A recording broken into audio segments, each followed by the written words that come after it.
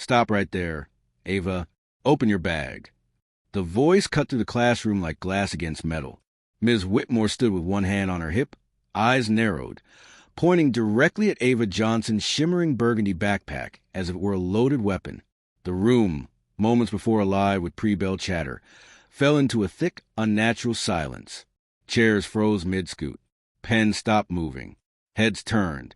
Ava, already halfway to her seat in the back row, clutched the strap of her bag tightly against her shoulder, her fingers stiff and pale. "I said open it," the teacher repeated, her voice louder this time, trembling with something that wasn't fear. It was certainty. The certainty of someone convinced they had caught a lie, ready to peel it apart in front of an audience. Ava hesitated, her eyes wide, darting across the faces staring at her. Some curious, others hungry for drama.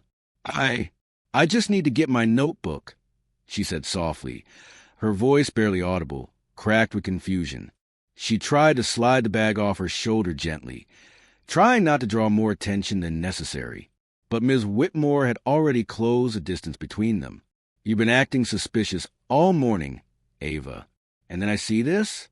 That bag is worth more than most of your classmates' rent. So, I think we all have a right to know what's inside." She reached for it. Ava flinched instinctively, holding the bag closer. "Please don't touch it. There are things for my dad." "Private things. Private?" The teacher gave a sharp, dry laugh, turning briefly to the class. "Isn't that convenient? I'm sure the drug dealers say the same thing." A few students gasped. One boy in the second row mumbled, "Damn," under his breath. Another girl pulled out her phone silently, already recording. Ms. Whitmore, Ava pleaded now, her voice shaking. "I'm not hiding anything. I swear." "Then prove it." With no more patience, Ms. Whitmore yanked the bag from Ava's grasp. The room collectively sucked in air. Ava stood frozen as the teacher marched in front of the class, dropped the backpack onto her desk with theatrical thud, and unzipped it in one slow, deliberate motion. "Let's see what's so private," she said. One by one, she pulled out Ava's belongings. A pink pencil case, a half-used notebook, a tablet with a cracked corner, a book of poetry with a nameplate inside. Then, something harder. She drew out a sleek, black leather folder, stamped in gold foil on the front. "Johnson Holdings, Confidential." Ms. Whitmore paused. Her face twitched just slightly. Ava took a step forward. "Those are my dad's. Please. He told me not to let anyone see. Enough." Ms. Whitmore snapped, flipping open the folder. Her eyes scanned the top document, a formal invitation to the Denver Business Leaders Summit, embossed and addressed to Marcus D. Johnson. Next, a letter from the mayor's office. Then a security pass. "Marcus D. Johnson?" she repeated, more to herself than anyone.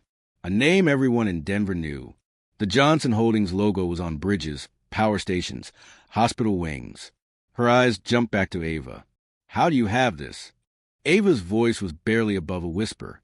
He's my dad." The silence that followed was louder than any noise. The class didn't even breathe. Ms. Whitmore's face went pale, not with embarrassment, but the slow realization that she may have made a serious mistake. "That's impossible," she said quickly, eyes darting to the documents again, looking for a trick, a forgery, something that would justify what she had just done. "You don't look like—" She stopped herself. But it was too late. Ava's lips parted slightly. "Like what?" she asked, eyes glassy. Ms. Whitmore blinked. The girl didn't raise her voice, didn't move, but the weight of that question hit the room like a drum. A student at the back mumbled, "Yo," and the girl filming turned her phone to catch Ava's face. "All right, that's enough," came a voice from the doorway. It was Principal Grant, her heels clicking rapidly across the tile floor. She had clearly been called in mid-crisis. "Ms. Whitmore, I need to see you. Now." "But I was just trying to ensure the safety of the class." "Now." The principal's voice didn't allow argument. Ms. Whitmore hesitated, then finally let go of the folder, leaving it on her desk like it was burning her fingertips. Ava stood alone near her seat, backpack empty and content scattered across the teacher's desk for everyone to see. Her arms hung by her sides. No one laughed. No one spoke. The quiet was electric. She slowly gathered her things, stuffing them back in the bag with trembling hands. From the hallway, the voice of Principal Grant could be heard, sharp and urgent, demanding answers. Whispers fluttered across the room like paper. That's her dad. Is she like rich? Why would a girl like her go to a public school? Ava kept her eyes down. Her face was hot, not from embarrassment, not anymore, from something harder, heavier, rage, fear, a mix she didn't have words for yet. Not at 12. She took her seat at the back and stared at her notebook for the next 40 minutes, unmoving. When the bell rang, she didn't move until everyone else had left. At lunch, she sat alone, picking at her food. People walked by her table, but didn't stop. Some looked at her like she was radioactive, too powerful to speak to. Others like she was a fraud. She couldn't tell which was worse. That afternoon, her phone buzzed in her pocket. A message from her dad's assistant. Marcus is on his way. No context. No explanation. Just that. Ava's stomach twisted. She hadn't told him. Not yet. Not fully. He'd be angry. Or maybe worse. Disappointed. She remembered his last words that morning before she left the house. You've got nothing to prove to anyone. Just focus on learning. And now this. The backpack he'd given her, the welcome to your new life gift, had become the center of a storm. She hadn't asked for this. Hadn't wanted to be seen. The only thing she ever wanted was to belong somewhere. Anywhere. Without conditions. Without explanations. Without being turned inside out in front of 30 kids and a teacher who looked at her like she couldn't possibly be what her last name said she was. As the final bell rang, Ava zipped up her bag, now twice as heavy as when she arrived. She didn't know it yet, but the video was already circling far beyond the school.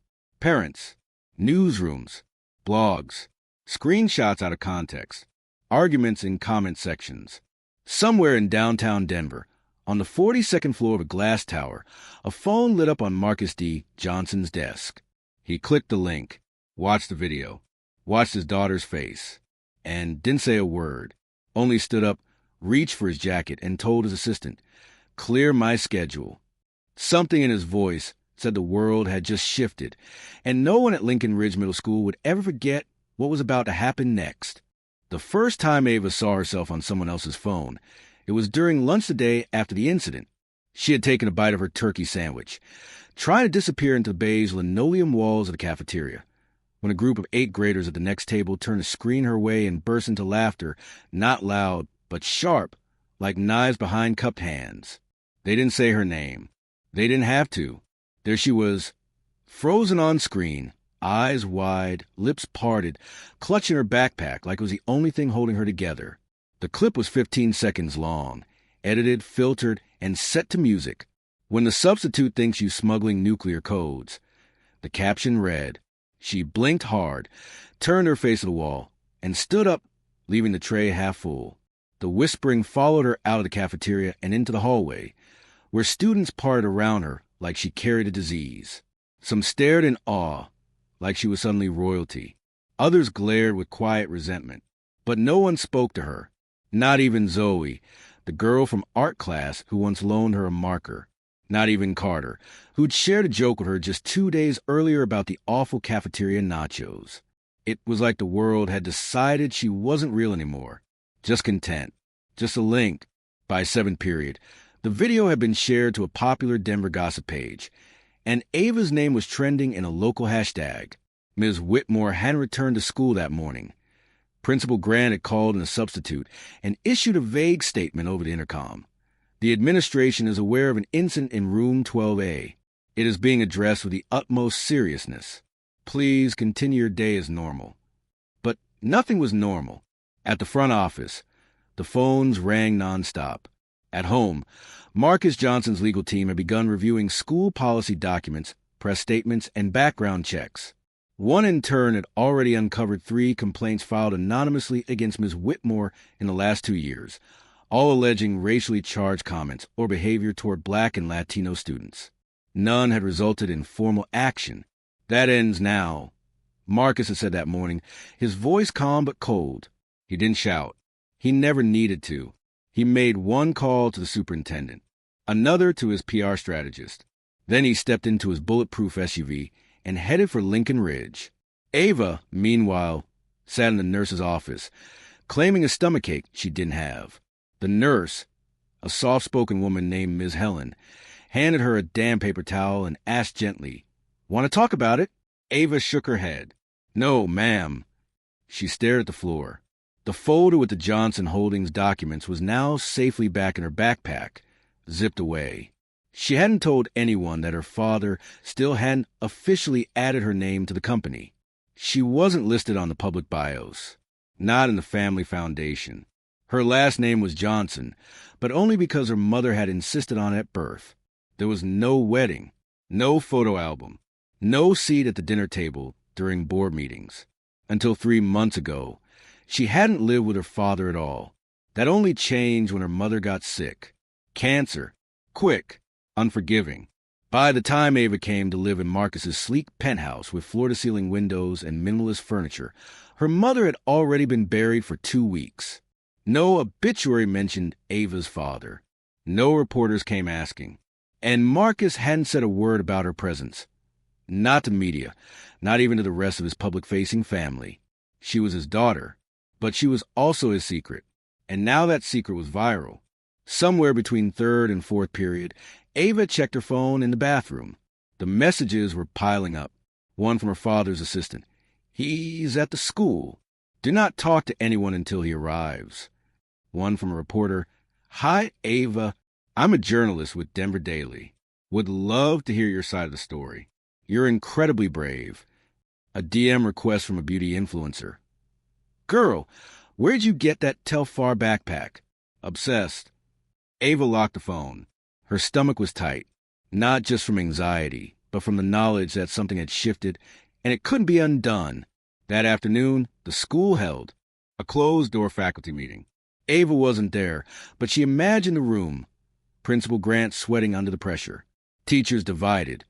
Some defending Ms. Whitmore, others quietly grateful she was finally being scrutinized. A few students were pulled aside for statements. One boy, Malik, who had been in the class during the incident, told a staff counselor she always watched Ava, like waiting for her to mess up. Another girl added, "She asked me once if Ava was really allowed to use an iPad at school." None of it surprised Ava. What surprised her was that people finally noticed. In the parking lot, cars had begun to gather. Parents were showing up early, not just to pick up kids, but to ask questions. Some defended Ms. Whitmore online. Maybe she was just trying to keep the school safe. Who knows what was in that backpack? Others, particularly parents of color, were furious. This is why we teach our kids to record, because otherwise they'd never believe us. As the final bell rang, Marcus Johnson stepped out of a matte black SUV, flanked by 2 assistants in suits. His presence was immediate, like gravity. He didn't raise his voice, didn't demand anything. He just walked into the main entrance and said one sentence to the woman at the reception desk. "Where's my daughter?" The staff buzzed. The principal was notified. A conference room was cleared. Teachers peered through glass windows. Students whispered in stunned disbelief. Ava was escorted by an office aide to the admin wing, her backpack slung over one shoulder, her face unreadable. When she entered the room and saw her father standing there, arms crossed, expression stern, something inside her folded. She didn't cry, didn't run to him, just stopped in the doorway. "Hi," she said. Marcus turned to her and gave a single nod. "You okay?" She paused. Not really. He didn't try to hug her, didn't know if she wanted that. Instead, he turned to the principal. "Let's begin." Principal Grant, flustered but composed, launched into a rehearsed apology, citing policy violations, ongoing investigation, steps to ensure community trust. Marcus let her speak for exactly 90 seconds before raising a hand. "Let me ask you something," he said. "If my daughter had been white, wearing a Louis Vuitton backpack, would that teacher have touched her?" Silence. The principal's mouth opened, closed, opened again. "Mr. Johnson, I can't speak to the—" "Of course you can't." He turned to Ava. Did anyone say sorry to you today? She shook her head. Then start there, Marcus said. Start with a child. Ava looked down. She didn't want to be the center of this. Didn't want cameras or lawsuits. But something in her lifted a little at those words. Like the first time, someone had turned the tables and asked her what she needed. She still didn't speak. But her silence wasn't small anymore. It was power. That night, news vans parked outside the school. The video had made it to national outlets. Headlines flashed across phones. Black girl publicly searched by teacher. Turns out she's the heiress to $1 billion empire. Blogs speculated about Marcus Johnson's next move. The school board issued a formal statement. We are committed to equity and student dignity. Ms. Whitmore's name was never mentioned. But Ava saw the cracks forming, and she knew this was just the beginning. What no one outside her small circle knew, yet was that her status as heir was unofficial, unconfirmed, deliberately hidden. The man defending her in public had once left her in silence for most of her life. And now, as the world turns eyes toward her, Ava realized the truth wasn't in the backpack. It was in her name.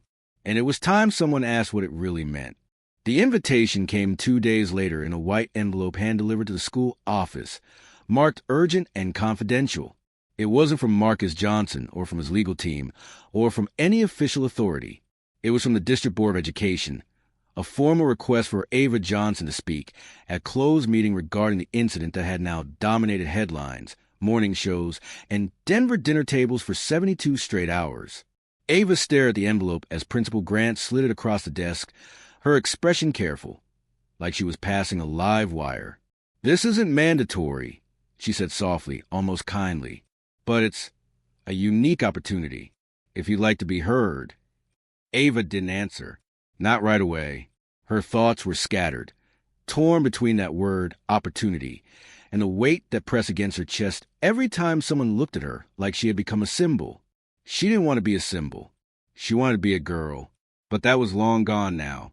That afternoon, her father's team scheduled a press conference, not to discuss the teacher, not to threaten lawsuits, but to announce the launch of a new initiative, the Ava Johnson Center for Equity in Education. Reporters clapped. Cameras flashed. Marcus Johnson stood tall in a navy suit and steel gray tie, flanked by Denver's mayor and the state superintendent. And Ava? She watched it from the back seat of a black car parked 3 blocks away, her face unreadable. He didn't even tell me he was naming it after me, she said quietly to her father's assistant, a young woman named Keisha. I saw it on Twitter before he called. Keisha hesitated, choosing her words. He meant well. He's trying to make things right. Ava didn't respond, because that phrase, make things right, suggested that something had been wrong. And deep down, Ava already knew what that something was. Later that night, she sat across from her father in the penthouse dining room, where the walls were all glass and the silence echoed like stone. Her food was untouched. So was his. Why didn't you say it? She asked finally. Marcus looked up. Say what? That I'm your daughter, on camera, in the statement. You said a student was mistreated. Not my daughter was humiliated. His jaw tightened. Because the moment I say that, Ava, it becomes about me. Not about you. And this isn't about protecting my brand. No, she interrupted. It's about hiding me. Again. Marcus stood slowly, walked to the window, hands in his pockets. He didn't like being challenged. She knew that, but she didn't care anymore. Do you know what it's like? She said. To be looked at like I don't belong anywhere? Not at school. Not here. To have a teacher rip open my bag in front of everyone. And I can't even say, my dad is Marcus Johnson, because no one even knows I exist. He turned, sharp. That's not fair. Isn't it? Her voice cracked. You've built half the city, but I had to live in a 2-bedroom apartment with Mom until she died. You knew, and you sent money, sure, but you didn't show up. And now I'm some headline. Marcus walked back to the table. He sat down. For once, he didn't have a press answer. Just silence. When your mother told me she was pregnant, he said finally, I didn't believe her. We weren't together. It was one weekend. And when she didn't push for anything, I assumed, he paused, I assumed she wanted to raise you on her own. And I let her. Ava's eyes burned. She did it alone because she didn't want to beg. She taught me not to beg. Marcus nodded.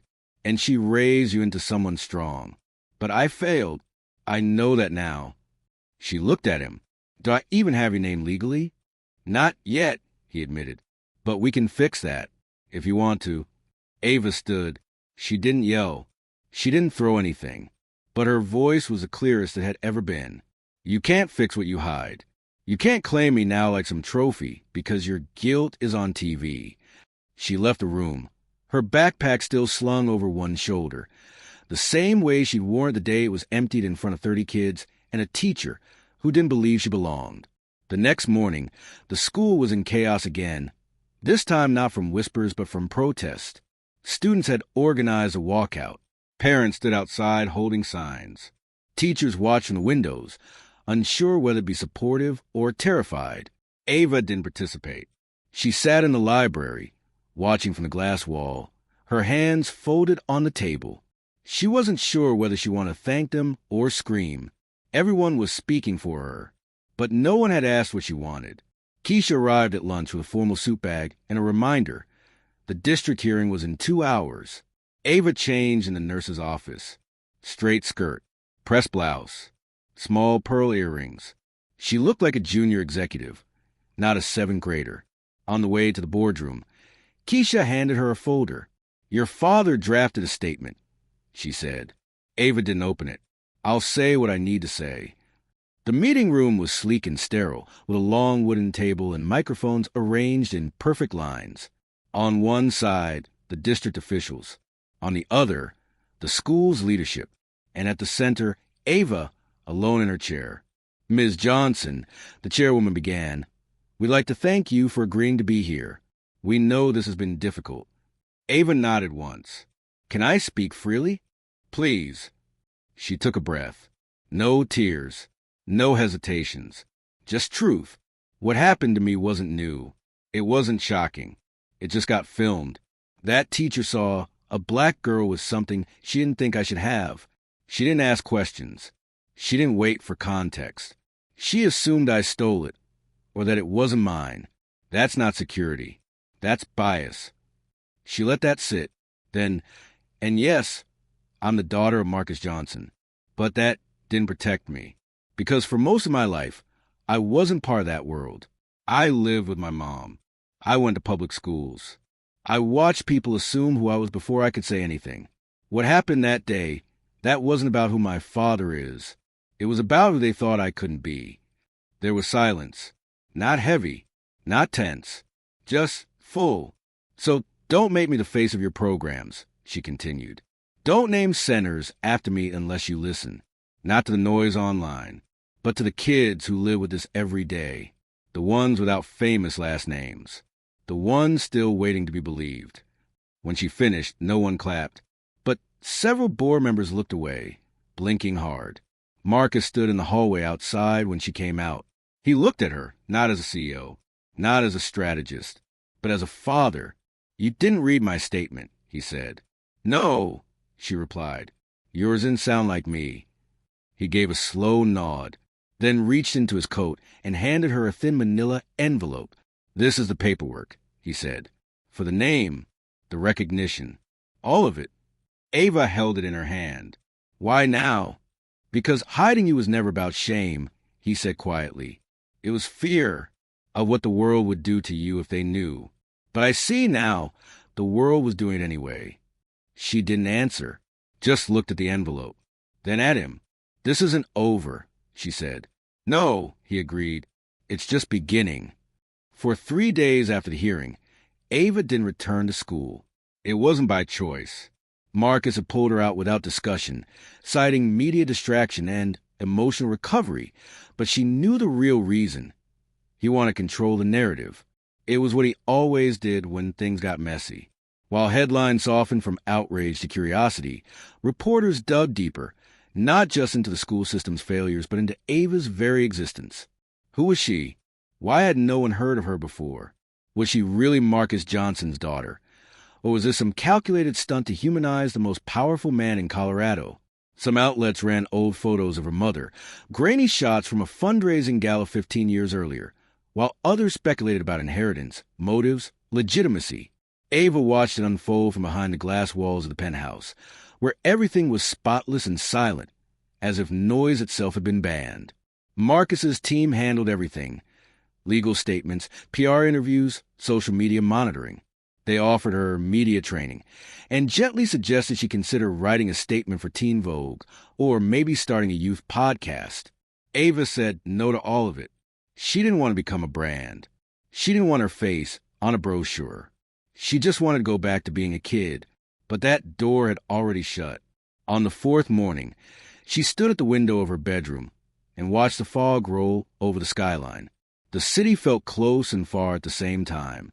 Somewhere out there, kids were walking to school. Teachers were handing out worksheets. Cafeteria trays were sliding down metal rails. Somewhere, life was moving forward, but she was frozen in amber. That afternoon, Keisha knocked gently and said, "They want to know if you're ready to speak again." Ava didn't look up from the floor. Speak about what? About next steps, the foundation. The school board wants you to be on the advisory panel. Ava blinked. "I'm 12. They're calling you a leader," Keisha said. "You're being heard." Ava shook her head. "They're hearing a headline. Not me." That evening, Marcus entered her room without knocking, holding a small folder. He looked more tired than usual, not defeated, but dulled at the edges, like someone learning how to feel something unfamiliar. He sat across from her and placed the folder on the bed between them. "The documents are ready," he said. "Legal name recognition, shared estate declaration, public acknowledgement." Ava didn't touch it. She stared at it like it might disappear. "You didn't need a lawyer to acknowledge me," she said. "You just needed to show up." Marcus was quiet for a long time. Then, "I wasn't ready to be someone's father. I thought paying meant I was doing my part. But love isn't something you outsource. I'm learning that late." Ava didn't say anything. Her heart wasn't made of stone, but it was tired of being cracked open for someone else's learning curve. Still, something inside her softened. Not forgiveness. Not yet, but recognition. That this man was trying, and that meant something.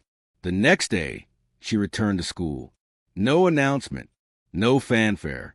Just a quiet re-entry. The hallways were calmer now. The frenzy had passed. Her classmates didn't avoid her, but they didn't crowd her either. Some offered nods. One girl whispered, "You're really brave." A boy in math class handed her a folded note that just said, "You didn't deserve that." And Ava, for the first time, felt something close to steady. In the afternoon, she was called into the guidance counselor's office, where Ms. Helen sat with a warm smile and no clipboard. "You okay?" she asked. Ava nodded, then shook her head. "I don't know." Ms. Helen nodded back, mirroring her uncertainty. "That's okay, too." After a pause, Ava asked, "Is it weird that I miss how things were before?" Ms. Helen smiled. "Not weird, but remember, things weren't great before either. You just weren't being seen."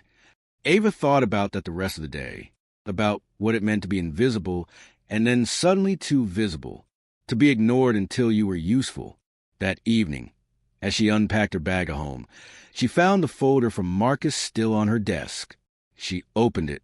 The papers were printed in legal language, but the meaning was simple. Her name, her rights, her place, all confirmed. It felt official. Too official, like something done to her, not with her. She put the papers back in the folder and stared at the gold embossing on the front, Johnson Family Estate. She didn't sign it.